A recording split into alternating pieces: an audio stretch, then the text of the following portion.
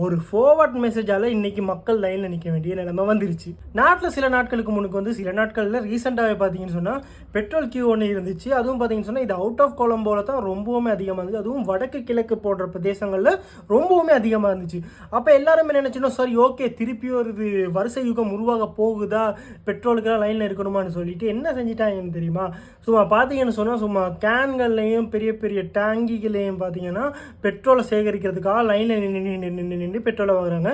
ஒரு டைமில் கடுப்பான பெட்ரோல் அதாவது பெட்ரோலிய கூட்டுத்தாபனமே என்ன சொல்லிட்டாங்க அப்படின்னா, இனிமேல் எவனுமே வந்து பெட்ரோலை வந்து உங்களோட வாகனத்துக்கு மட்டும் வாங்கிட்டு போயிருங்க.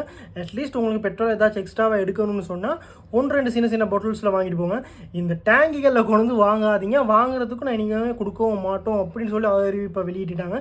சரி, இவங்களே இவ்வளோ காண்டாகிற அளவுக்கு என்ன தான் பண்ணாங்க அப்படின்னு பார்த்தீங்கன்னு சொன்னால், யாரோ இந்த கவர்மெண்ட்டுக்கு அகேன்ஸ்டாக நிறைய வேலைகள் செஞ்சுக்கிட்டு இருக்காங்க. அகெயின் பார்த்தீங்கன்னா செஞ்சுக்கிட்டு இருக்காங்க.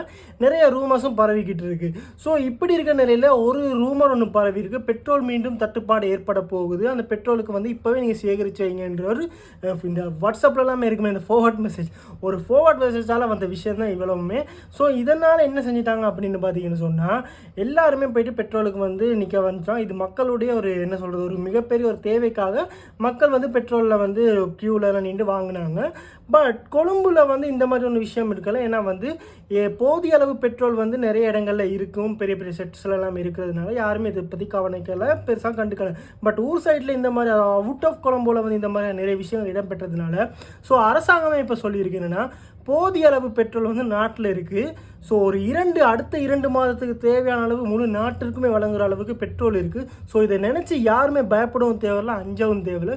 ஸோ பயப்படாமல் மக்கள் எல்லாருமே இருங்க அப்படின்னு சொல்லி கவர்மெண்ட் வந்து ஒரு அறிவிப்பை வெளியிட்டிருக்காங்க. ஸோ யாருமே இனிமேல் பயப்பட தேவையில்லை.